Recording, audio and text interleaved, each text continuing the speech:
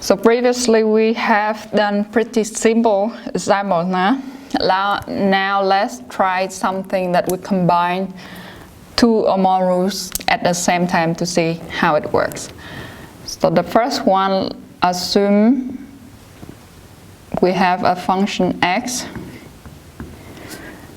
equal to e to the power of 2x squared plus 3x. Then the derivative of f with respect to x would be, so the exponential function is a function and the power itself is another function, so that is function in function, right? Recently the last rule. So let's do it outer first. Treat this part as a single function, a single variable. We have the derivative of e to the power of something is itself, rule 5. 2x squared plus 3x, just itself. I will write here. Okay, then times inner. So inner is here this function, the derivative of it. So that would be 4x plus 3. Done. Second one, assume we have gx equal to the natural log of x squared times e to the power of x. Now this is quite complicated. No? We have here, let's say here is a function, here's a second function, so that must be product rule, right? And then within the log function, the natural log is a function itself, and then inside here the x squared is another function, so it's the chain rule.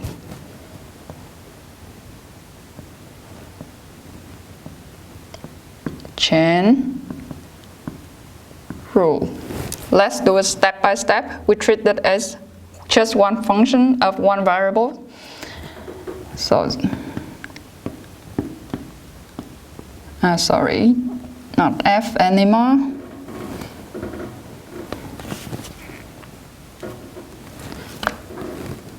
But j.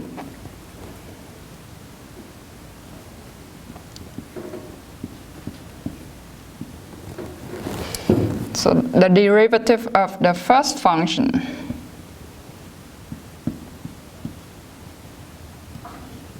times the second function plus the first function times the derivative of the second function. All right, let's write it over here. Equals, so now the natural logarithm of something, what is derivative? It was rule 4, right? So that would be 1 over x squared, treated x squared as one variable, and then times its derivative, the inner, 2x. That is for the first part. Rewrite the second one, e to the power of x, and then plus the second one, rewrite the first function times the derivative of the second one is e to the power of x is itself, right? So now we have simplified a bit, but in general here we're done. So x here and x here, one x can be gone. So we have 2e to the power of x over x plus the second. Done. So you see it can be complicated, but if we apply the rules step by step, that will become clear. Let's do an example about profit maximization. Small example. Presume we have a pi function, a profit function, which is 1000q minus 5q squared. Depends only on quantity. We want to maximize this profit function with respect to q. First order condition. The first order derivative of pi, with respect to q, which is 1000 minus 5 times 2, 10, q equal to 0. And this is important. Don't forget it when you do the assignments later.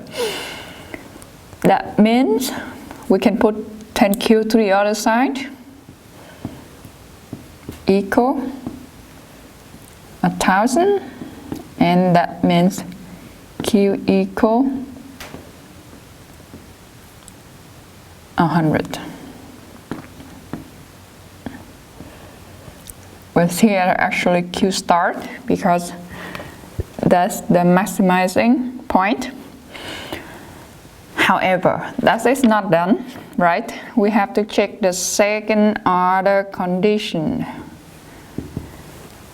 The second order condition says that the second order derivative of profit with respect to q must be smaller than 0. And in this case, it's actually the derivative of this term, right? So it should be 1000 is gone minus 10, and that is negative. So it's actually a maximum point.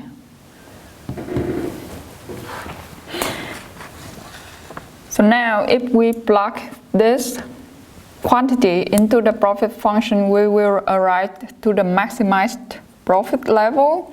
So that means pi star will be 1000 times 100 minus 5 times 100 squared. And that would be 50,000.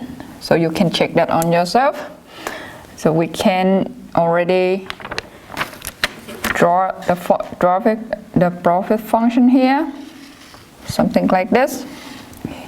Here we have pi, and here we have q. So the profit function will go a bit like this. And at this point,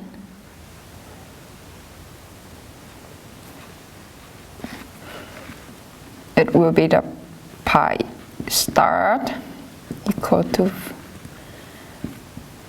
50,000, and then it's the q start, which is 100. Done.